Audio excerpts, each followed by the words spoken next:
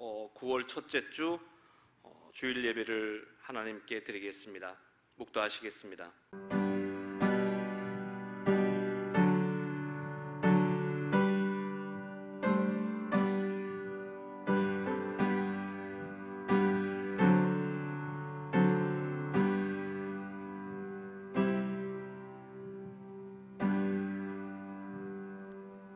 사랑의 하나님, 하나님의 은혜를 진심으로 감사를 드립니다.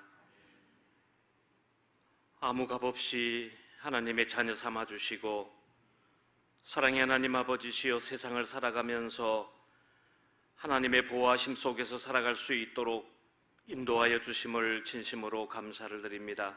오늘 드려지는 예배 위에 성령 하나님 함께하여 주실 줄 믿습니다. 사랑의 하나님 인도하여 주시옵소서. 이 모든 말씀을 예수님 이름으로 감사하며 기도하옵나이다. 아멘. 찬송가 28장 복의 근원 강림하사 전부 다 일어나셔서 찬송토록 하겠습니다.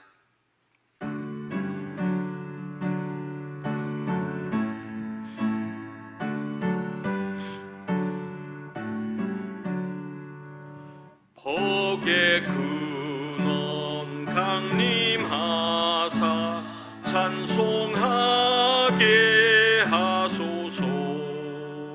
한량 없이 자비하심 증량할 길 없도다.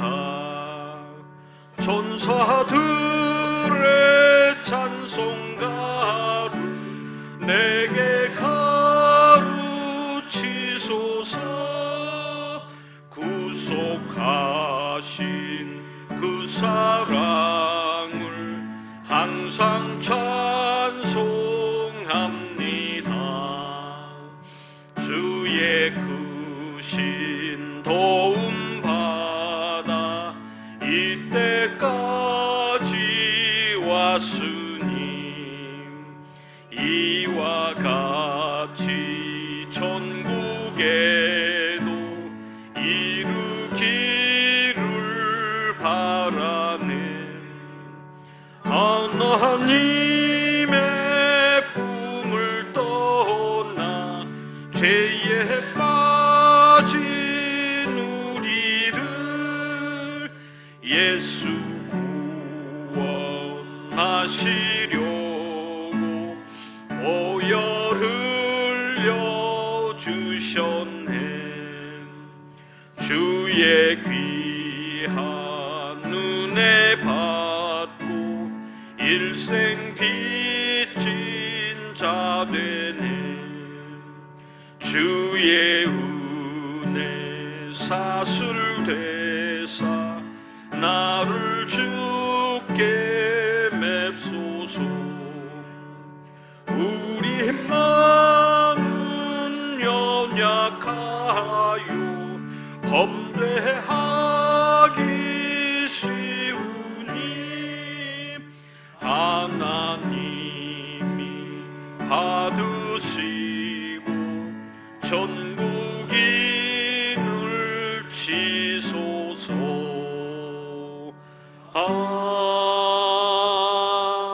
아멘.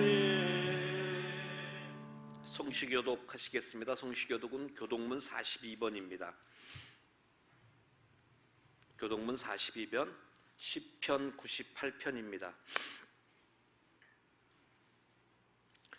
새 노래로 여호와께 찬송하라. 그는 기이한 일을 행하사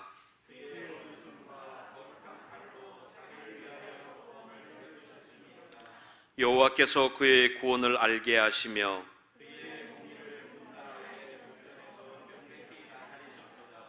그가 이스라엘의 집에 베푸신 인자와 성실을 기억하셨으므로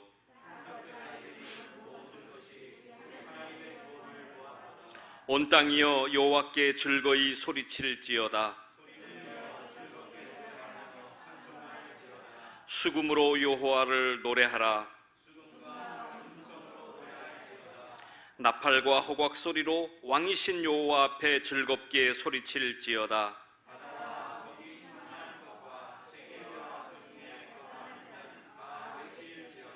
다 같이 여호와 앞에서 큰 물은 박수할지어다. 산악이 함께 즐겁게 노래할지어다.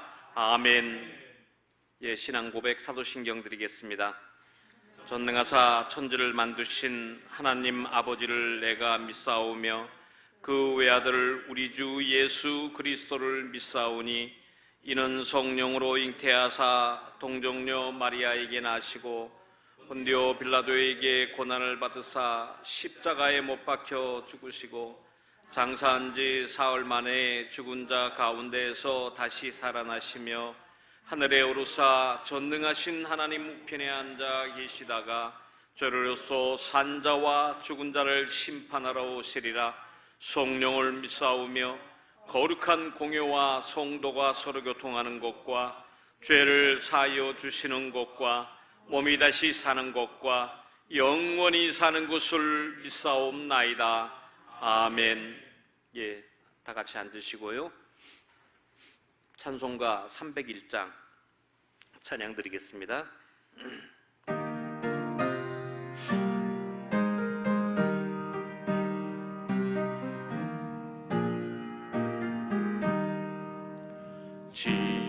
지금까지 지내온 것 주의 크신 은혜라.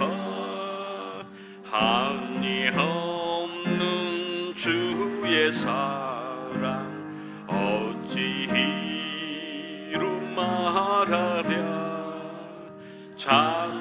잔나겠나 주의 손이 항상 살펴주시니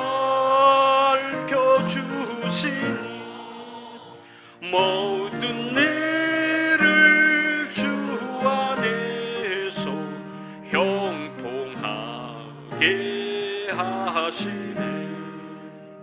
몸도 마음도 연약하나 새 힘 받아 살았네.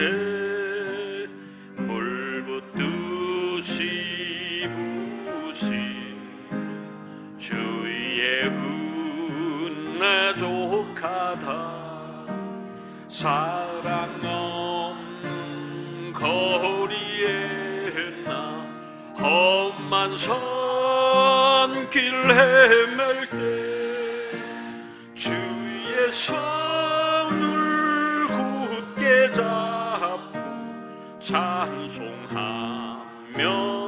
가리라. 주님 다시 배올라오리. 날로 날로 다가와 무거운 짐 주께 맡겨 벗을 날도 멀잖네. 나를 위해 예비하시 고향 집에 돌아가 아버지의 품 안에서 영원토록 살리라. 예배를 대표해서 이승섭 장로님 대표기도 해주시겠습니다. 온 천지 만물을 창조하신 하나님 아버지, 지금도 살아계셔서 온 우주 만물을 주관하여 주시고 인간의 생사화복을 주관하신 하나님 아버지, 은혜를 감사드립니다. 죄 가운데 빠져서 영원히 죽을 수밖에 없던 저희들을 하나님 자녀로 택하여 주시고 이제껏 사랑하여 주시고 지켜주심을 감사드립니다. 참으로 우리들의 지난날을 돌이켜보건대 하나님의 은혜와 사랑이 우리의 삶의 어느 한 구석이라도 미치지 않은 것이 없음을 고백합니다. 참으로 어렵고 힘들 때에도 함께해 주셨고 기쁨과 감사가 넘칠 때에도 함께해 주신 에베네셀의 아버지 하나님께 존귀와 영광과 감사를 올려드립니다. 아버지 하나님, 참으로 이 시국이 너무나 어지럽고 어렵습니다. 지금 코로나 바이러스라는 무서운 전염병이 우리나라뿐만 아니라 전 세계를 강타하며 우리 모든 백성들의 마음을 불안에 떨게 하고 모든 경제와 교육과 모든 사회 제도가 흔들리고 무너져 내려가고 있습니다. 아버지 하나님, 어서 속히 코로나 백신이 활성화되어서 이 코로나 바이러스가 이 땅에서, 아니 온 세계에서 온전히 소멸될 수 있도록 도와주시고 역사하여 주시기를 간절히 원하고 바랍나이다. 아버지 하나님, 그리하여서 서로 대한민국에 있는 수많은 교회들, 하나님 아버지를 찬양하는 교회들이 다시금 정상적인 예배와 모든 소그룹 모임을 통하여 아름답게 하나님을 찬양하는 정상적인 신앙생활을 유지할 수 있도록 역사하여 주시고 도와주시기를 간절히 원하고 바랍나이다. 아버지 하나님, 특별히 우리 비전교회 성도들을 붙잡아 주시옵소서. 이런 때에 우리의 믿음이 흔들리지 않도록 늘 주님과 동행하는 삶을 살게 하여 주시고, 참으로 서로가 서로를 사랑하며 이런 기회를 통해서 자신을 돌아보고 남을 배려하는 그러한 아름다운 믿음으로 우리 비전교회가 평화하나요 든든히 서가는 교회로 성장할 수 있도록 역사하여 주시기를 간절히 원하고 바랍나이다. 아버지 하나님, 참으로 우리 비전교회의 지경이 넓어지기를 간절히 소원합니다. 참으로 지금보다도 더 넓은 성전에서 지금보다도 더 많은 성도들이 아름다운 예배로 하나님께 영광 돌릴 수 있도록 도와주시고 역사하여 주시기를 간절히 원하고 바랍나이다. 아버지 하나님, 또한 우리 성도들의 지경을 넓혀 주시옵소서. 운영하는 사업이 잘 될 수 있도록 불꽃 같은 눈동자같이 지켜주시고, 다니고 있는 직장이 안정되고 형통하여서 우리 성도들이 물질적으로 어려움당하지 아니하고 참으로 좌로나 우로나 하나님 영광 돌리기에 합당한 믿음의 자녀들, 믿음의 가정을 이루어 나갈 수 있도록 우리 비전교회 성도들을 지켜주시고 축복하여 주시기를 간절히 원하고 바랍나이다. 아버지 하나님, 특별히 우리 교회 원치 않은 질병으로 인하여 고통당하는 환우들이 있습니다. 아버지 하나님, 그들을 찾아가 주셔서 그들에게 안수한찰하여 주시고 그들의 질병을 깨끗이 치료하게 하여 주시되, 참으로 우리 아픔을 당하고 있는 우리 성도들이 그 기회를 통해서 하나님의 은혜와 사랑을 깊이 체험할 수 있는 그런 은혜를 베풀어 주시기를 간절히 원하고 바랍나이다. 아버지 하나님, 참으로 또한 우리 군에 가 있는 우리 자녀들이 있습니다. 참으로 나라의 국방 의무인 이 군 생활 가운데서도 믿는 자의 자녀로서 하나님과 우리 주님을 증거하는 군생활이 되게 하여 주시고, 맡긴 바 자기의 직무에 최선을 다하여 참으로 영광스러운 제대를 할 수 있도록 참으로 제대하는 그날까지 하나님께서 우리 군에 가 있는 자녀들을 불꽃 같은 눈동자같이 지켜주시기를 간절히 원하고 바랍나이다. 아버지 하나님, 역사하여 주셔서 이 나라의 정치와 경제, 교육이 참으로 바로 설 수 있도록 하나님 축복하여 주시고 인도하여 주시기를 간절히 원하고 바랍나이다. 참으로 법과 질서와 도덕과 양심이 살아있는 그러한 우리 대한민국이 되어서 우리 모든 백성들이 참으로 편안하게 잘 살아갈 수 있는 이 대한민국이 되게 하여 주시되, 무엇보다도 더욱 간절히 바라옵기는 우리의 믿음의 백성들이 이 대한민국에 더욱더 확장되어질 수 있도록 역사하여 주시기를 간절히 원하고 바랍나이다. 아버지 하나님, 오늘도 말씀을 전하실 유석현 목사님 영육간의 강건함으로 붙잡아 주시고, 오늘도 전하는 말씀을 하나님께서 전하실 때 우리의 마음밭이 활짝 열려서 우리가 그동안 마음에 상처 있거나 아픔이 있다면 치유받는 말씀이 되게 하여 주시고, 우리에게 새로운 비전과 우리의 어지럽고 혼탁한 마음을 위로받는 그러한 능력 있는 말씀 전하실 수 있도록 오늘도 하나님 성령께서 우리 목사님을 붙잡아 주시기를 간절히 원하고 바랍나이다. 예배의 시종을 우리 주님께 온전히 맡깁니다. 예수 그리스도 이름 받들어 간절히 기도드리옵나이다. 아멘.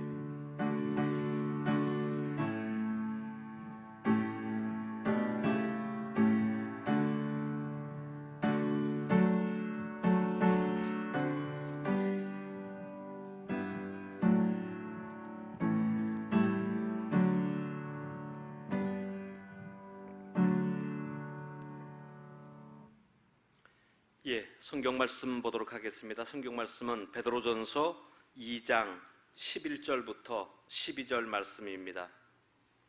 사랑하는 자들아, 고류민과 나그네 같은 너희를 권하노니 영혼을 거슬러 싸우는 육체의 정욕을 제어하라.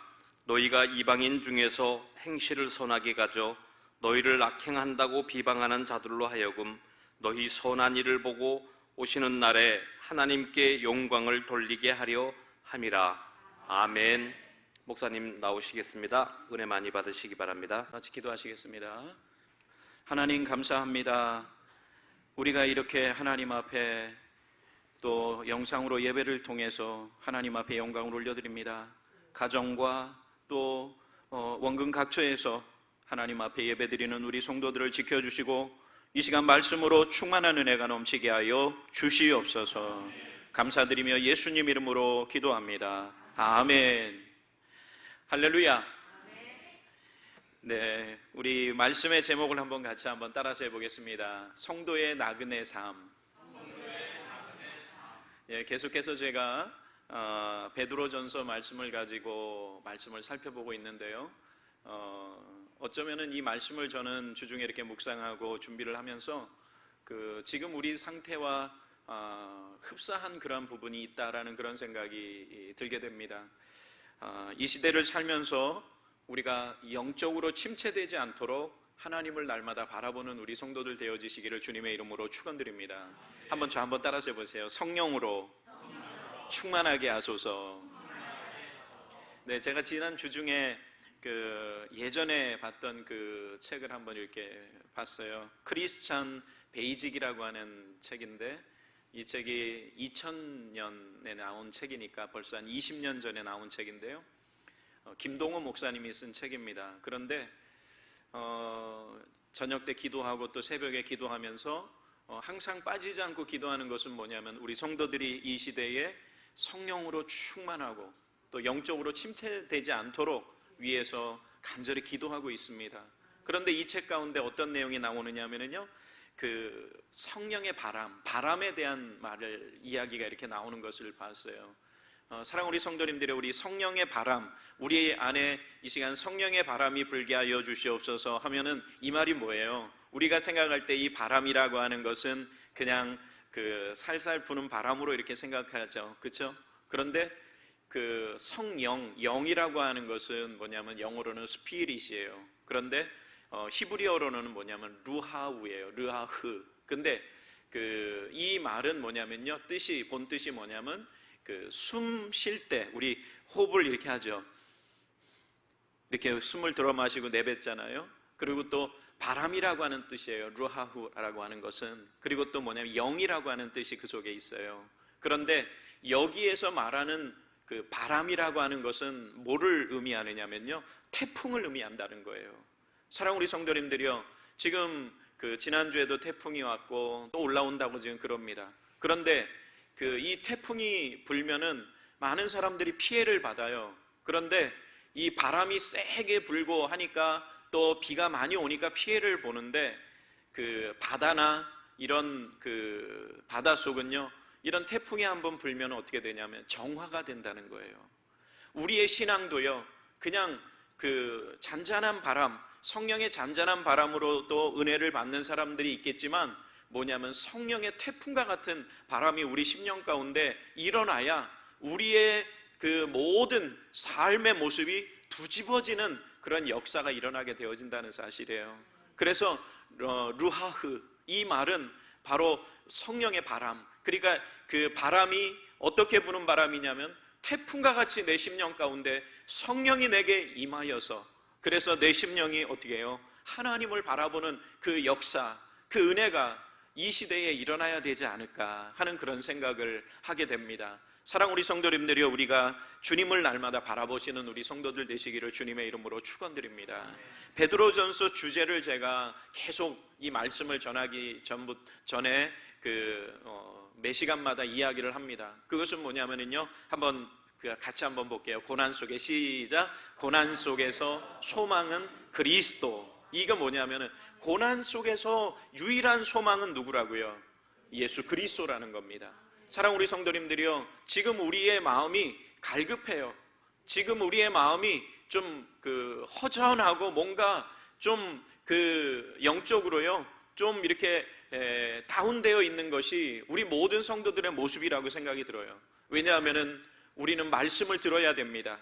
그래야 우리의 믿음이 제자리로 돌아갈 수 있어요. 그런데 지금 상황에서 말씀을 제대로 들을 수도 없고, 그리고 또 우리가 방송으로 설교를 듣는다 하더라도요, 사실 우리가 이렇게 대면해서 하나님 앞에 함께 예배드리는 것, 이것을 하나님께서는요, 이 시간을 통해서 우리에게 성령의 역사가 임하게 하여 주신다는 거예요.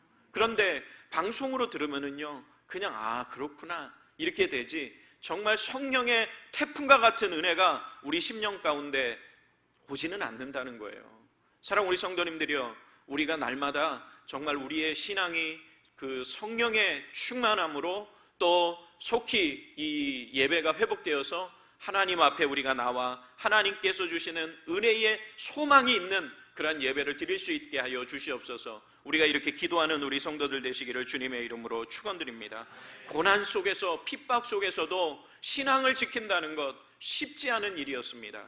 그런데 베드로 사도가 활동했던 그 AD 1세기경에 그때의 모습을 보면은 많은 사람들이 예수 그리스도의 복음이 증거될 때에 그 복음을 이단이라고 생각했고, 그리고 또 예수 그리스도의 십자가의 보혈의 복음이 증거될 때에 그 복음을 증거하는 사람들이 핍박을 받고 또 심지어는 순교의 자리에 들어가게 되는 그런 일들이 많이 있었다는 사실입니다.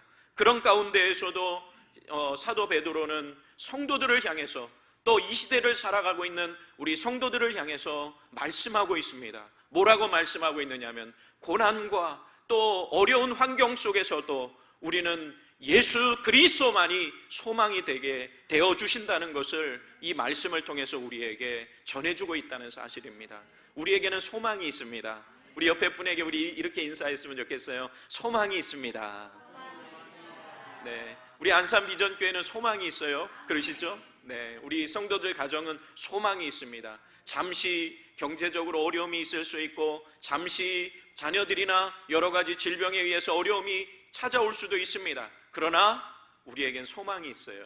왜냐하면 예수 그리스도께서 우리에게 주시는 은혜가 있기 때문에 우리는 그 은혜 속에 날마다 살아가시는 우리 성도들 되시기를 주님의 이름으로 축원드립니다. 그래서 베드로 사도는 베드로 전서 1장을 통해서 고난의 목적을 이야기했어요. 2장 말씀 속에서는 고난에 참된 모본이 되어주신 예수 그리스도를 말씀하고 있다는 사실이에요. 그래서 사도 베드로는, 저는 지난 시간에 우리 성도들의 영적 신분에 대해서 살펴보았어요. 그래서 우리 성도들의 영적 신분은 뭐라고 그랬어요? 첫 번째가 산돌이라고 그랬어요. 사랑 우리 성도님들이요, 산돌은 누가 산돌이에요? 예수 그리스도께서 산돌이에요. 그러면 우리가 어떻게 산돌이 된다 그랬습니까? 주님과 연합함으로. 우리 주님이 이 산돌이 뭐가 되었어요? 모퉁이 돌이 주춧돌이 되었어요. 그래서 그 건물을 세울 때에 이 건물은 뭐냐면 거룩한 성전인 줄 믿습니다. 그 성전에 주춧돌이 되어주시고 산돌이 되어주셨을 때에, 머릿돌이 되어주셨을 때에 우리는 그 주춧돌에, 그 모퉁이 돌에 우리는 연합하여 붙어서 교회를 세워나갈 때에, 연합할 때에 우리는 뭐가 된다 그랬느냐면 우리 역시도 뭐예요? 산돌이 되어진다라고 사도 베드로는 우리에게 말씀해 주었어요. 뿐만 아니라 우리 성도들의 영적인 신분은 뭐냐면요, 한번 따라서 보세요. 거룩한 제사장. 이미 제가 지난주에 말씀을 드렸습니다. 우리는 거룩한 제사장이에요. 그러니까 우리는 마음껏 하나님 앞에 예배 드릴 수 있고, 그리고 또요, 그 죽어가는 영혼들에게 무슨 역할을요? 이 제사장의 라틴어의 뜻은 뭐냐면 다리를 놓는다라는 뜻이라고 그랬어요. 그래서 우리는 세상 사람들과 하나님과 무엇을 놓는 사람이 되어야 되느냐면 다리를 놓는 사람들이 되어야 된다는 겁니다. 또 우리는 거룩한 천국 백성이라고 그랬습니다. 그래서 우리는 이 땅에 살아가면서, 물론 우리는 한국에 살아가고 있지만 우리는 천국의 시민으로서의 삶을 살아간다는 그런 자부심을 가지고 우리는 신앙의 삶을 살아가는 우리 성도들 되어져야 될 줄 믿습니다.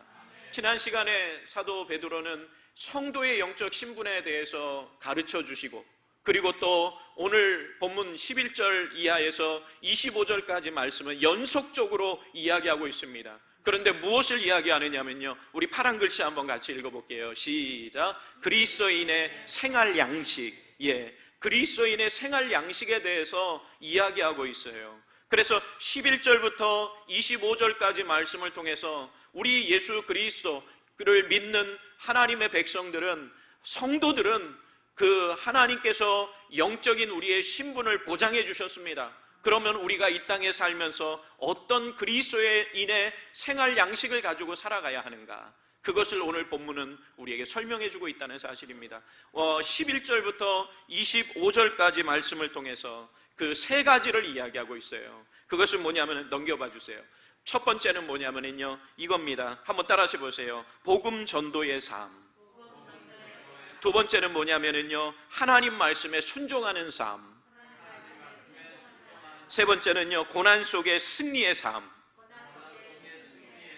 11절부터 25절까지 말씀은 이 세 가지 주제, 그래서 예수 믿는 하나님의 백성들, 성도들이 어떤 생활 양식을 가지고 살아가야 하는가를 이 세 가지 주제를 통해서 사도 베드로는 권면해 주고 있다는 사실입니다. 저는 오늘 본문을 통해서 베드로전서 2장 11절, 12절을 두 말씀을 통해서 첫 번째 뭐냐면요, 우리가 이 땅에 살면서 왜 복음을 전하며 살아야 하는가 하는 것을 이 본문 말씀을 통해서 살펴보기를 원합니다. 사도 베드로는 복음을 왜 우리가 전하면서 살아야 하는가, 그 이유에 대해서 이렇게 말하고 있습니다. 우리의 삶이, 같이 읽어볼게요. 시작. 우리의 삶이 나그네의 삶이기 때문이라고 함. 우리의 삶이 무슨 삶이에요? 나그네의 삶이라는 거예요. 그러니까 저는 이 말씀을 이렇게 묵상하면서 무슨 생각을 했느냐 하면은, 우리의 삶이 나그네의 삶인데, 나그네라고 하는 경우에는 뭐냐면 정처 없이 떠돌아다니는 사람이 나그네의 삶이에요. 그런데 우리는요, 저 한번 따라서 해보세요. 목적이 있는 나그네. 우리의 삶이 이 땅에서의 나그네의 삶이라 할지라도 우리는 목적이 있어요. 누가 있으니까요? 예수님이 나를 위해 십자가에 달려 돌아가시고, 그리고 우리는 무엇을 바라보면서 사는 사람들이냐면 본향을 바라보면서, 본향은 뭐냐면 본집이에요. 우리가 가야 할 본래의 집이라는 거예요. 그래서 우리는 본향을 향해서 우리는 다니는, 그래서 나그네의 삶을 사는 목적이 있는 나그네라는 사실입니다. 사랑 우리 성도님들이여, 우리가 주님만을 날마다 바라볼 수 있는 우리 성도들 되시기를 주님의 이름으로 축원드립니다. 나그네의 삶에 대한 이야기는요, 우리 히브리서 11장 8절에서 16절까지 말씀은 집에 가셔서 꼭 한번 읽고 묵상해 보시기 바랍니다. 이 히브리서 11장 8절에서 16절까지 말씀을 보면은요, 어떤 내용이 나오느냐면은 아브라함이 하나님으로부터 부름을 받는 그런 이야기가 나오고 있어요. 그런데 아브라함이 하나님 앞에 부름을 받아서 하나님께서 그에게 지시한 땅으로 가게 한 그것이 뭐냐면요, 이 성경 히브리 기자는 무엇에 비유한 거냐면 나그네의 삶이었다라는 거예요. 그런데 나그네의 삶인데 어떤 나그네의 삶이냐면 목적이 있는 나그네 삶, 하나님께서 그의 길을 인도하시는 목적이 있는 나그네의 삶이라는 것을 이 성경을 통해서 우리에게 보여주고 있다는 사실입니다. 우리 히브리서 11장 8절 말씀 다 같이 한번 읽어볼게요. 시작. 믿음으로 아브라함은 부르심을 받았을 때에 순종하여 장래의 유업으로 받을 땅에 나아갈새 갈 바를 알지 못하고 나아갔으며. 할렐루야. 지금 하나님께서 아브라함을 부르셨어요. 그런데 하나님이 아브라함을 부르셨을 때에 아브라함은 어떻게 했느냐면요, 여기 말씀 빨간 글씨부터 보면은 유업으로 받을 땅에 나아갈세 그랬어요. 어떤 유업으로 받을 땅을 하나님께서 주시는데 아브라함에게 구체적 내가 내게 지시할 땅으로 가라고 하셨지 더 구체적인 것을 보여주시지는 않으셨어요. 그러니까 아브라함은 어떻게 했냐면 갈 바를 알지 못했지만 순종하면서 하나님 앞에 나아간 거예요. 그래서 목적이 있는 나그네의 삶은 이 히브리서 11장 8절에서 16절까지 말씀을 묵상하면은 몇 가지를 정리해 볼 수가 있어요. 첫 번째는 뭐냐면 목적이 있는 나그네의 삶은 뭐냐면 믿음으로예요. 믿음으로 하나님 앞에 나아가는 삶이라는 사실이에요. 믿으십니까? 그러니까 우리 사랑하는 우리 성도들이 지금 예배드리기도 어려운 이 시기에 우리가 믿음을 굳게 지키는 그러한 신앙의 나그네 되시기를 주님의 이름으로 축원드립니다. 두 번째는 이 8절부터 16절까지 묵상하면은요, 두 번째는 뭐냐면은 약속의 유업을 바라봤다는 사실이에요. 하나님께서 그에게 지시한 땅으로 그는 출발하면서도 분명한 것은 뭐냐면은요, 하나님이 주실 약속의 유업이 있다는 것을 그는 바라봤다는 사실이에요. 이 약속의 유업이라고 하는 것은 어디냐면은요, 가나안이었어요. 그런데 이 땅에 지금 살아가고 있는 우리 사랑하는 신앙의 나그네들이요, 우리에게 있어서는 그 약속의 유업이 어디입니까? 본향이라는 사실이에요.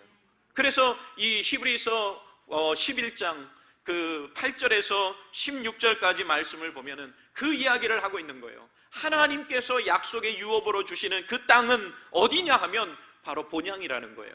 사랑 우리 성도님들이, 우리는 주님을 날마다 신뢰하시는 그런 우리 성도들 되시기를 주님의 이름으로 축원드립니다. 그럼 성도의 나그네의 삶에서 승리의 삶을 살기 위해서는 우리가 어떻게 해야 되느냐? 첫 번째, 우리 다 같이 한번 읽어볼게요. 성도는 시작. 성도는 나그네의 삶에서 육체의 정욕을 제어해야 합니다. 할렐루야. 우리 11절 말씀 다 같이 읽어볼게요. 11절 말씀 봅니다. 시작. 사랑하는 자들아, 거류민과 나그네 같은 너희를 권하노니 영혼을 거슬러 싸우는 육체의 정욕을 제어하라. 할렐루야. 지금 이 말씀 보면은요, 사랑하는 자들아, 사도 베드로는요, 그 자기의 그 성도들을 향해서 사랑하는 자들이라고 이렇게 호칭하면서 뭐라고 말하냐면요, 거류민과 나그네 같은 너희를 권하노니 그랬어요. 우리 예전 성경에는 어떻게 되어 있느냐면요, 나그네와 행인과 같은 너희를 이렇게 얘기했어요. 그런데 이 거류민은 뭐냐 하면은요, 이 거류민과 나그네 이렇게 이야기하면은 그 같은 말이에요. 한마디로 뭐냐면요, 바로 나그네라고 하는 것을 이렇게 표현한 건데, 거류민은 뭐냐면요, 잠시 외국에 거처하는 사람이에요. 그러니까 우리 그 영화 중에서 에일리언이라고 하는 영화 제목 들어보셨죠? 그렇죠? 이 에일리언 하면 뭐예요? 외계인이에요. 그런데 에일리언이라고 하는 뜻이 뭐냐면 외국인이라고 하는 그런 뜻도 담겨져 있어요. 그래서 이 거류민이라고 하는 이 말은 뭐냐면요, 외국에 거주하는 사람을 거류민이라고 하는 거예요. 그래서 그 영어 성경에서는 뭐라고 되어 있느냐면 그 레지스트 뭐냐면은 에일리언이라고 이렇게 이야기를 해요. 그러니까 잠시 아니면은 또 뭐냐면 이민을 가서든 외국에 거주하는 사람을 지금 이야기하는 거예요. 사랑 우리 성도님들이요, 또 나그네는 우리가 잘 알고 있잖아요. 이렇게 떠돌아 여행을 통해서 다니는 사람들, 이 사람을 지금 거류민과 나그네 같은 너희를 권하노니 지금 그런 거예요. 지금 그 사도 베드로가 복음을 지금 이 베드로 전서를 통해서 독자들은 누구냐면 로마 교회 성도들이에요. 그들에게를 향해서 뭐라고 이야기하냐면, 그들은 거기에 집이 있어요. 또 어떤 사람은 하나님을 섬기면서 또 고위 관리들도 있었어요. 그런데 그 사람들을 향해서 거류민과 나그네 같은 너희에게 권하노니 그랬어요. 권면한다라고 그렇게 얘기를 하고 있어요. 사랑 우리 성도님들이요, 결국 이 말은 뭐냐면요, 우리의 인생의 삶이 뭐와 같다는 거예요? 나그네와 같다라는 거예요. 바로 우리 사랑하는 성도들이 지금 안산에서 또 우리 안산 비전교회를 통해서 우리가 같이 한 신앙의 공동체를 이루어서 예배드리고 한 성도로, 형제요 자매로 우리가 같이 지내고 있지만, 우리가 이 땅에서 잠시 살다가 하나님이 부르시면 우리 모든 성도들은 하나님 앞에 우리는 본향으로 서야 되는, 우리는 이 땅의 삶이 나그네와 같은 그런 삶이라는 것을 이 말씀은 우리에게 말해주고 있다는 사실입니다. 사랑 우리 성도님들이요, 그런데 우리가 나그네와 같은 이 삶에서 우리에게 사도 베드로는 어떻게 우리에게 권면하고 있느냐 하면요, 이렇게 권면하고 있는 거예요. 영혼을 거슬러 싸우는 육체의 정욕을 제어하라. 할렐루야. 우리가 엄밀히 말하면요, 나그네의 삶에서, 우리의 삶에서 뭐냐면요, 그 신앙의 그 신앙생활은 내 자신과의 싸움이라고 말할 수가 있어요. 그래서 그 D.L. 무디 목사님은 뭐라고 이야기했느냐면요, 우리 노란 글씨로 한번 된 거 한번 보세요. 나의 가장 큰, 시작, 나의 가장 큰 골칫거리는 바로 자신이다. 이 D.L. 무디 목사님은 그런 거예요. 자신의 그 삶을 보면 가장 골칫거리는 뭐냐면요, 나 D.L. 무디다, 이렇게 얘기를 했어요. 사랑 우리 성도님들이요, 우리의 삶에 있어서 우리가 영적 싸움에서 또 이 세상을 살아가면서 우리의 정욕, 우리의 육신의 정욕을 따라서 살아갈 때가 얼마나 많으냐는 거죠.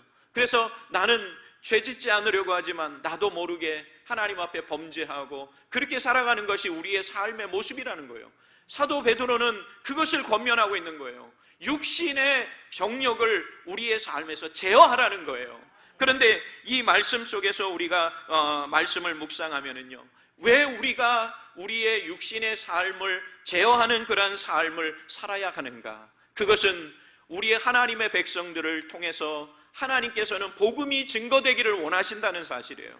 그러니까 나를 통해서 하나님의 복음이 증거되기 위해서는 내가 뭐냐면 내 삶이, 한번 따라서 보세요. 내 삶이 전도지입니다.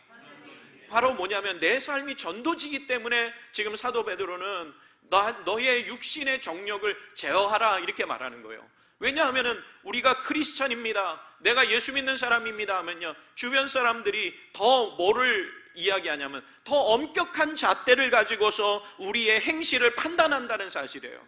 우리 그렇잖아요. 세상 사람들이 그러한 죄를 지으면은요 그냥 넘어가는데, 예수 믿는 사람이 그런 죄를 지으면은 절대 그냥 넘어가지 않는 경우가 우리 이 사회 속에 얼마나 많은지 몰라요. 사랑하는 우리 성도님들, 그것은 뭐냐면요, 우리는 누구기 때문에요? 하나님의 자녀들, 예수 믿는 그 우리의 삶이 뭐냐면요, 세상 사람들에게 우리의 삶이 전도지가 되어져야 되기 때문에, 전도의 모습이 되어져야 되기 때문에 사도 베드로는 우리에게 이렇게 권면하고 있다는 사실입니다. 저는 이 말씀을 묵상하면서 정말 자신의 삶을 제어하고 그리고 한평생 하나님을 위해서 헌신하고 희생한 사람들을 생각할 때 어떤 사람들이 생각나느냐면요, 우리 양화진 가보셨어요? 양화진에 가면은 외국인 묘역이 있어요. 제가 이 코로나가 정리가 되고 우리 구역장님들 교육시키고 또 이렇게 그 성경 공부 이렇게 할 때요, 우리 구역장님들 데리고 꼭 가고 싶은 데가 있어요. 어디냐면 양화진이에요. 이 양화진에 가면은 외국인 묘역이 있잖아요. 그곳하고 그리고 저기 양지에 가면 그 용인의 양지에 가잖아요. 그러면은요 그 순교자 100주년 기념관이 있어요. 그런데 그곳에 가면은 그동안의 한국 기독교 역사상 한 120여 년 된 이 한국의 기독교 역사 속에서 하나님 앞에 순교한 사람들의 그 모습이 다 그곳에 있어요. 그런데 그 순교자 100주년 기념관을 돌아보고서 그리고서 마지막 자리에 그 사진들이 다 이렇게 있는 마지막 자리에 딱 서면은 뭐가 있느냐면요, 거울이 있어요. 그 초상화 같은 그런 액자 속에 거울이 있어요. 거기에 마지막으로 비춰지는 얼굴이 누군지 아세요? 내 얼굴이에요. 당신도 순교자가 될 수 있습니다. 저는 우리 구역장님이나 우리 성도들을 데리고 꼭 양화진에 가서 그 자기의 생명을 그 복음을 위해서 희생한 그분들의 모습, 그리고 또 순교자들의 그 모습을 우리는 바라보면서 우리의 신앙을 좀 더 한번 점검해 보는 시간이 되면 좋지 않을까, 이런 생각을 하게 됩니다.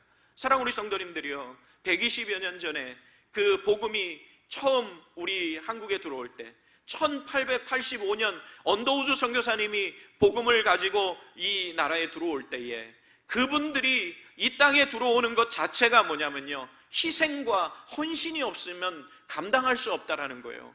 그 당시에 우리 한국의 그 모습은 우리는 책을 보면서 알 수가 있잖아요. 또 우리 1800년대 말 1900년대 초 이때의 그 기록 사진들을 이렇게 보면은요, 그리고 그 선교사들의 기록을 보면은요, 우리 한국 그 조선 말기 그때의 모습은요 정말 사람이 살 수 없는 그런 모습과 같다라는 거예요. 서울 그 사대문 안으로 들어가면 인분 냄새가 그냥 사방으로 퍼져나가고 이와 벼룩은 드글드글하고 냄새는 나고 하는 이러한 그 상황에 선교사들은 자신을 헌신하고 이 땅에 들어와서 자신의 목숨이 그 희생되는 것 아랑곳 없이 하나님의 복음을 증거했다는 사실입니다. 저는 이 자신의 육신을 제어한다라고 했을 때에 제일 먼저 이렇게 머릿속에 떠올랐던 것이 바로 이 양화진 묘역이었어요. 한번 사진으로 한 번만 잠깐 보여줘 보세요. 넘겨봐 주세요. 이게 지금 그 앞에 모습이에요. 넘겨봐 주세요. 지금 코로나 때문에 지금 못 들어간대요. 이게 그 양화진 묘역의 사진이에요. 그리고 마지막에 제가 이 언더우드 목사님의 가족 묘역이 거기 있어요. 그런데 그 묘비가 이렇게 있는 것을 한번 이렇게 사진으로 넣어봤습니다. 사랑하는 우리 성도님들이, 우리는 그렇습니다. 우리는 이 땅에 살아가면서 정말 내가 우리 삶에 하나님의 백성, 성도라는 그런 의식을 우리는 날마다 가지고 살아가시는 우리 성도들 되시기를 주님의 이름으로 축원드립니다. 자, 그러면은 11절 말씀에서 육체의 정욕을 제어하라고 그랬는데 이 육체의 정욕이라고 하는 것이 도대체 뭘까요?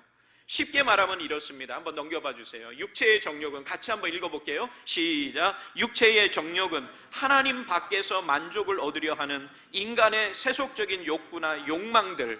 저는 아주 이 말씀이 육체의 정욕을 어떻게 설명하면 좋을까 묵상하다가 저는 이 구절을 이렇게 성도들에게 이렇게 제시하게 했으면 좋겠다라는 생각이 들었어요. 하나님 밖에서 뭐를 찾으려고요? 만족을 찾으려고요. 사랑 우리 성도님들이요, 성도는 누구입니까? 하나님을 통해서 만족함을 얻는 것이 성도인 줄 믿습니다. 세상의 그 쾌락이나 그러한 것들은요, 잠시 쾌락이에요. 잠시 쾌락. 그런데 하나님이 주시는 그러한 은혜의 그 충만한 성령의 은혜는요, 이것은요 지속된다는 거예요. 그러니까 예수 믿는 우리들은 만족함을 어디에서 찾는 것이에요? 하나님에게서 만족함을 얻기를 원합니다. 그러니까 육체의 정욕을 제어하라고 했을 때에 이 육체의 정욕은 뭐냐면은 하나님 밖에서 우리의 만족함을 찾으려고 방황하는 거예요. 그러면서 그 인간의 세속적인 욕구와 욕망을 통해서 만족함을 찾는 것이 바로 세상적인 욕망이라는 사실이에요. 사랑 우리 성도님들이요, 우리는 이것을 어떻게 이길 수 있냐면 이것은 영적 전투예요. 그래서 그 11절 말씀에서도 뭐라고 말했느냐면 영혼을 거슬러 싸우는 그랬어요. 영혼을 거슬러 싸우는 육체의 정욕을 뭐하라고요? 제어하라고요. 그러니까 육체의 정욕과 우리의 그 성도의 삶의 그 영적인 모습과 날마다 뭐 하는 거예요? 영적으로 충돌하는 거예요. 우리가 그 하나님 밖에서 만족함을 얻기 위해서 만일 나가서 그 만족함을 얻는다면 우리 마음이 편합니까? 절대 편하지 않아요. 왜 그러느냐면 우리는 거듭난 우리 하나님의 백성들이기 때문에 그렇다라는 거예요. 거듭난 하나님의 자녀들은 세상적인 그 어떤 것으로 만족을 얻을 때에 잠시 만족함은 얻지만 마음에 뭐가 있어요? 양심의 거리낌이 있는 거예요. 양심의 가책이 생기는 거예요. 그렇기 때문에 우리는 하나님을 통해서 만족함을 찾고 은혜를 구하는 우리 성도들이 되어야 된다는 사실입니다. 그래서 우리는 세상과 타협하는 신앙을 갖지 않기를 원합니다. 세상과 타협하는 신앙을 가지면은요, 우리는 넘어질 수밖에 없어요. 우리는 사탄에게 속아 넘어질 수밖에 없는 거예요. 그러니까 우리는 뭐냐면요, 한번 따라서 보세요. 악한 사탄아, 예수 그리스도의 이름으로 명하노니 뭐라고요? 물러가라. 우리가 이런 믿음을 가지고 날마다 살아가야 될 줄 믿습니다. 그것을 지금 사도 베드로는 그 고난을 앞에 두고 핍박이 앞에 있을 그 성도들을 향해서 권면하고 있는 거예요. 하나님을 통해서 만족함을 얻어야 된다. 그래야 우리의 신앙을 고난 속에서도 핍박 속에서도 우리는 신앙을 지키는 삶을 살아갈 수 있다라고 지금 사도 베드로는 권면하고 있다는 사실입니다. 사랑 우리 성도님들이요, 우리가 날마다 믿음 안에서 타협하는 신앙이 아니라 주님만을 바라보는 신앙으로 날마다 살아가시는 성도들 되시기를 주님의 이름으로 축원드립니다. 두 번째는 성도는 나그네의 삶에서 행실을 선하게 해야 한다라고 사도 베드로는 권면하고 있어요. 우리 12절 말씀 다 같이 읽어볼게요. 12절 시작. 너희가 이방인 중에서 행실을 선하게 가져 너희를 악행한다고 비방하는 자들로 하여금 너희 선한 일을 보고 오시는 날에 하나님께 영광을 돌리게 하려 함이라. 할렐루야. 여기서 행실이라고 하는 제가 노란 글씨로 썼죠. 너희를 악행한다고 비방하는 자들 이렇게 얘기했잖아요. 그 앞에 뭐가 있냐면 행실을 선하게 가져 그랬어요. 이 행실이라고 하는 것 한번 따라서 해보세요. 삶의 방식. 우리 예수 믿는 사람들의 삶의 방식이 어떠해야 되는가? 그것은 뭐냐면요, 악행한다고 비방하는 자들이에요. 그러니까 그들에게 뭐냐면요, 우리 예수 믿는 사람들은 어떻게 해야 되느냐면요, 우리를 비난해요. 예수 믿는 사람들을 그 당시에도 사도 베드로가 복음을 전하던 그 시기에도 예수 믿는 사람들을 비난합니다. 저 사람들은 이런 사람들입니다 라고 비난했어요. 그런데 그 비난하는 사람들에게 뭐 하라는 거예요? 선하게 행하라는 거예요. 사랑 우리 성도님들이여, 우리의 입술이 선한 입술 되시길 주님의 이름으로 축원드립니다. 우리의 행실이, 삶의 방식이 뭐예요? 예수 믿지 않고 오히려 예수 믿는 사람들을 비난하고 비방하는 사람들에게 우리의 삶이 아름답게 비춰질 수 있도록 끝까지 인내하고 주님을 바라보라는 거예요. 그래서 여기 말씀해 보면은 이렇게 되어 있는 겁니다. 하여금 선한 일을 보고 그랬어요. 선한 일을 보고. 그래, 우리가 끝까지 그 세상 사람들과 같지 않는 그런 모습을 보여주면 그 사람들이 뭐예요? 우리의 모습을 보고 전도되어진다는 사실이에요. 우리에게는 이런 사명이 있다는 거예요. 사랑하는 우리 성도님들이요. 우리의 삶이, 성도의 삶이 뭐냐면은 제가 좀 전에도 말씀을 드렸죠. 뭐이기 때문에요? 전도지기 때문에 우리의 삶을 보고 선한 일을 보고 오시는 날에 그랬어요. 선한 일을 보고 우리의 선한 행실을 통해서 예수 믿지 않았던, 예수 믿는 사람들을 비난하고 비방했던 그런 사람들이 어떻게 된다고요? 하나님께 영광을 돌리게 하라는 거예요. 우리가 이런 사명을 가지고 날마다 산다는 것을 우리 생각하는 우리 성도들 되시기를 주님의 이름으로 축원드립니다. 자, AD 1세기에요. 그 로마인들이 어떻게 그 예수 믿는 사람들에 대해서 생각했냐면요, 인식했느냐면은 행악자라고 생각을 했다는 거예요. 예수 믿는 사람들을 행악자라고 생각했고 또 근친상간하는 사람들로 생각했다는 거예요. 이거는 왜냐하면은 항상 뭐예요? 예수 믿는 사람들은 그 만나는 사람들마다 뭐예요? 형제님, 자매님 하면서 이렇게 하니까요, 또 그렇게 악하게 봤다는 거예요. 그리고 또요, 그 세례를 베풀고 또 성찬을 행할 때 어떻게 하느냐면, 성찬을 우리 행할 때 그 떡을 떼면서 이것은 뭐라고요? 주님의 몸이라고 그랬어요. 이 주님의 몸을 먹지 않고서는 우리가 죄 용서함을 받을 수 없다, 주님과 연합될 수 없다라고 그렇게 얘기하니까 그 다른 사람들은 그 바깥에서 이렇게 들으면 뭐예요? 이 몸을 먹어야 그 주님과 연합한다니까, 야, 저 사람들은 사람의 몸을 먹나 보다. 그리고 또 이 피를 먹어야 뭐예요? 죄 사함을 얻을 수 있다고 하니까 동물의 피를 먹는 사람들이라고 이렇게 오해했다는 거예요.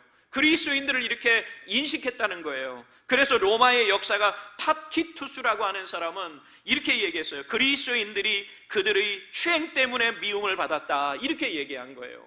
사랑 우리 성도님들이요, 지금 이 시대에 우리 예수 믿는 사람들이 조롱하는 사람들이 얼마나 많습니까? 비방하는 사람들이 얼마나 많습니까? 그냥 애매히 교회 다닌다는 것만으로도 우리는 뭐예요? 천대받고 요거도 먹고 그렇게 되고 있잖아요. 예수 믿는 사람이 비방거리가 되어져 버렸어요. 그런데 우리 사랑하는 우리 성도님들이요, 우리는 끝까지 뭐 해야 됩니까? 세상을 품고 나라와 민족을 위해서 우리는 기도해야 될 줄 믿습니다. 기도하고 하나님, 이 시대가 하나님 변화되게 하여 주시옵소서. 그래야 돼요. 왜 그러느냐 하면 우리에게는 사명이 있어요. 무슨 사명이요? 복음 전도의 사명이 우리에게 있기 때문에 그렇다는 거예요. 믿으십니까? 그래서 우리는 날마다 주님만을 바라보는 우리 성도들 되시기를 주님의 이름으로 축원드립니다. 세 번째, 성도는 나그네의 삶에서 하나님께 영광된 삶을 살아야 합니다. 우리 12절 말씀 다시 한 번만 다 같이 읽어볼게요. 시작. 너희가 이방인 중에서 행실을 선하게 가져 너희를 악행한다고 비방하는 자들로 하여금 너희 선한 일을 보고 오시는 날에 하나님께 영광을 돌리게 하려 함이라. 불신자들 사이에서 우리는 뭐냐면은요, 우리가 교회 나가는 그 순간부터 뭐냐면 그들이 우리에게 시선을 집중하고 있다는 것을 우리는 날마다 기억해야 될 줄 믿습니다. 여기 보면은요, 우리 말씀 그 12절 하반절에 보면 오시는 날이라고 이렇게 돼 있어요. 오시는 날에. 그런데 우리 예전 성경에서는 어떻게 되냐면요, 권고하시는 날이라고 이렇게 얘기했어요. 그런데 이 오시는 날이라고 하는 것은 하나님이 방문하시는 날이에요. 사랑하는 우리 성도님들이요, 하나님이 방문하시는 것은 무엇을 의미합니까? 예수님이 이 땅에 다시 재림하시는 것을 의미해요. 그래서 하나님이 오심, 하나님이 방문하는 이 의미의 첫 번째는 뭐냐면요, 우리 시편 106편 4절에 보면 이렇게 되어 있어요. 같이 봅니다. 여호와여, 시작. 여호와여, 주의 백성에게 베푸시는 은혜로 나를 기억하시며 주의 구원으로 나를 돌보사. 여기서 돌보다라고 하는 이 말을 예전 성경에는 뭐냐면 권고하다라고 했어요. 권고하사. 그런데 이 말씀 속에서 우리가 보면은 뭐냐면은요, 하나님이 권고하신다, 돌보신다. 하나님께서 이 땅에 많은 하나님의 백성들을 뭐 하시는 거예요? 은혜로 구원하여 주신다는 거예요. 돌보신다는 것이 바로 그런 의미라는 거예요. 두 번째는 뭐냐면요, 우리 하나님께서 이 땅에 방문하신다라고 하는, 오신다는 이 말은 두 번째 심판이에요. 그래서 누가복음 19장 44절에 보면 우리 같이 한번 읽어볼게요. 또 너와, 시작. 또 너와 및 그 가운데 있는 내 자식들을 땅에 메어치며 돌 하나도 돌 위에 남기지 아니하리니 이는 내가 보살핌 받는 날을 알지 못함을 인함이니라 하시니라. 여기 말씀 보면 여기서도 보살핌 받는 날, 이것이 뭐냐면 권고하는 날이다라고 그렇게 말했어요. 사랑 우리 성도님들이요, 우리 주님이 오시는 날, 우리 주님이 방문하시는 그날, 뭐예요? 재림하시는 그날, 우리 하나님의 백성들이 덕을 세우고 우리의 삶이 아름다운 신앙의 모습을 가지고 세상을 향해 우리 삶이 전도지가 되어지는 삶을 산다면, 하나님께서는 우리의 그 삶의 모습을 통해서 주님이 이 땅에 오시는 날, 예수 믿지 않는 그 사람들도 하나님께 나와서 뭐하게 돼요? 예수 믿게 되어지고, 그리고 또 하나님의 그 은혜 속에 하나님의 영광을 올려드리게 되어진다는 사실이에요. 그러니까 끝까지 우리의 삶이 뭐예요? 항상 우리 내면 속에 가지고 살아가야 하는 것이, 저 한번 따라서 보세요. 하나님의 복음을 전하자. 내 삶을 통해서, 우리 예수 믿는 우리 삶을 통해서 성도들의 삶이, 생활 양식이 뭐냐면요, 우리의 생활을 절제하는 것도 하나님의 복음을 위해서, 그리고 또 내 입술의 절제를 위해서도, 절제하는 것도 뭐를 위해서요? 복음 전파를 위해서. 그리고 또 내 삶의 언행심사 모든 것이 복음 전파를 위해서. 그리고 또 오늘 이 말씀 속에서 우리에게 교훈해 주고 있는 그 말씀의 의미를 우리가 묵상하면서 날마다 주님과 교통하는 우리 성도들의 삶이 되어지시기를 주님의 이름으로 축원드립니다. 기도하시겠습니다. 하나님 감사합니다. 우리 사랑하는 성도들에게 크신 은혜와 사랑으로 함께하여 주시어서 우리의 생활 방식과 생활 양식이 하나님의 영광을 위해서 살게 하여 주시옵시고, 내 삶이 전도지라고 하는 생각을 가지고 살아가게 하여 주시어서 악한 시대, 또 이 험한 시대에 주님께서 아버지 하나님 우리를 지켜주시는 은혜가 임하게 하여 주시옵소서. 속히 예배가 정상화되게 하여 주시옵소서. 예수님 이름으로 기도합니다. 아멘.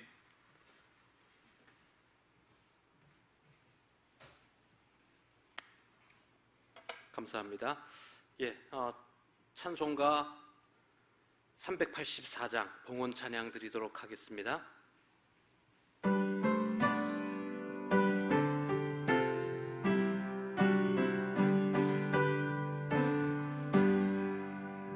나의 갈 길 다가도록 예수 인도하시니 내 주 안에 있는 공유 어찌 의심하리요. 믿음으로 사는 자는 하늘 위로 받겠네. 무슨 일을 만나든지 만사 형통하리라. 무슨 일을 만나든지 만사 형통하리라. 나의 갈 길 다가도록 예수 인도하시니 어려운 일 당할 때도 족한 은혜 주시네. 난 짐이 고단하고 영혼 매우 가라나 나의 합해반 속에서 샘물 나게 하시네. 나의 합해반 속에서 샘물 나게 하시네. 나의 갈 길 나가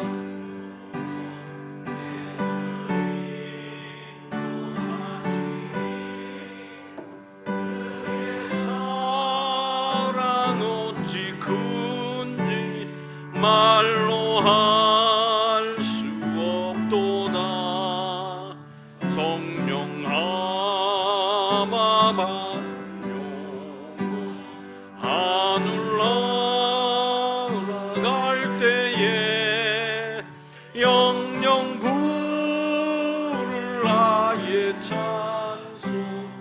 예수 인도하셨네.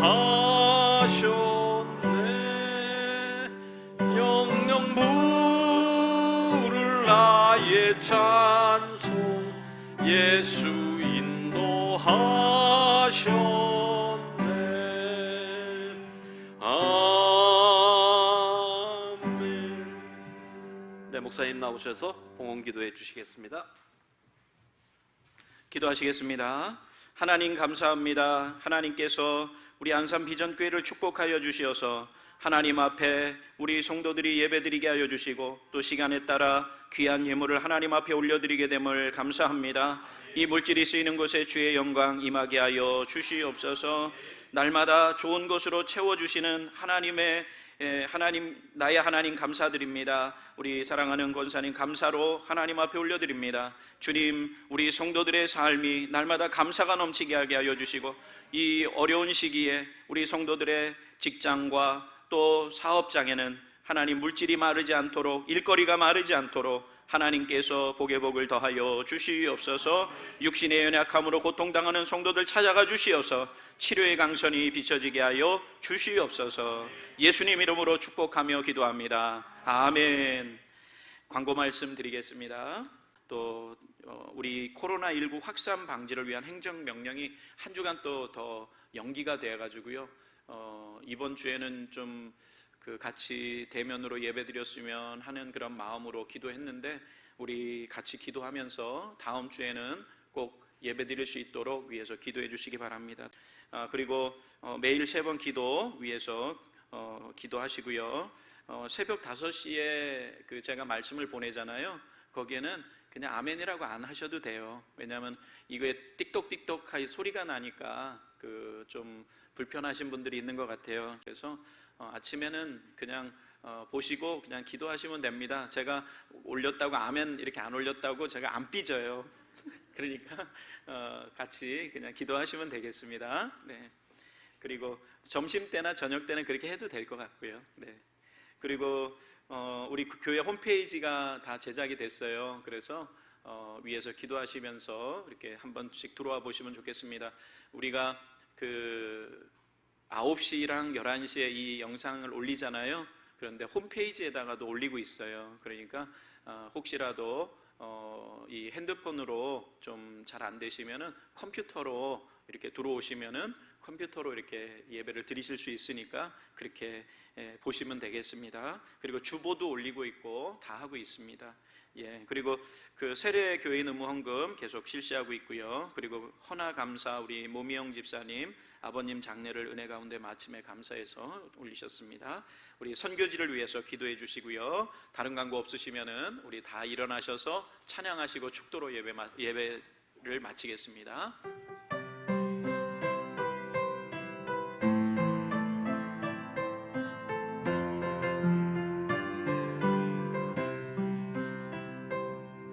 여호와는 너에게 복을 주시기를 원하며 너를 지키시기를 원하시며 여호와는 그 얼굴을 너를 향하여 드사 은혜와 평강 주시기 원하노라. 너를 보배롭고 존귀하게 너를 보배롭고 존귀하게 여기시는 하나님이 내 삶 속에서 이 약속을 신실하게 이루시니 우리 앞뒤 분에게 축복합니다. 땅에 기름진 것으로 하늘에 신령한 것으로 너를 복 주시고 지키신 하나님이 너의 영혼 잘 되도록 은혜 베푸시며 평강으로 인도하시리. 기도하시겠습니다. 하나님, 우리 사랑하는 성도들을 축복합니다. 주님 아버지 하나님이여, 이 시기에 우리가 마음 놓고 예배를 드리지 못함을 참으로 마음 아파 우리 성도들 날마다 눈물로 기도하는 우리 성도들에게 하나님 은혜를 베풀어 주시고, 한 주간 동안 살아가면서 혹이라도 우리의 영성이 또 아버지 믿음이 식어지지 않도록 주여 지켜주시고 보호하여 주시옵소서. 오늘 말씀처럼 우리의 삶이 전도지가 되게 하여 주시옵소서. 그래서 아버지 육신의 정욕을 제어하고 선한 일을 행하게 하여 주시고 하나님의 영광을 위해 살게 하여 주시옵소서. 감사드리며 예수님 이름으로 기도합니다. 아멘. 지금은 교회의 머리가 되신 예수 그리스도의 은혜와 하나님의 놀라우신 사랑과 성령님의 감화 감동 역사 위로 충만하심이 우리의 날마다의 삶이 나그네의 삶이라는 것을 기억하면서 날마다 저 천성을 바라보며 하나님 내 삶을 인도하여 주시옵소서. 믿음의 삶을 살기를 소원하는 우리 모든 성도들 머리 위에와 가정과 직장과 생업과 자녀들과 또 이 나라 이 민족 위에 또 우리 안산 비전교회 위에 이제로부터 영원토록 함께 계실지어다. 아멘.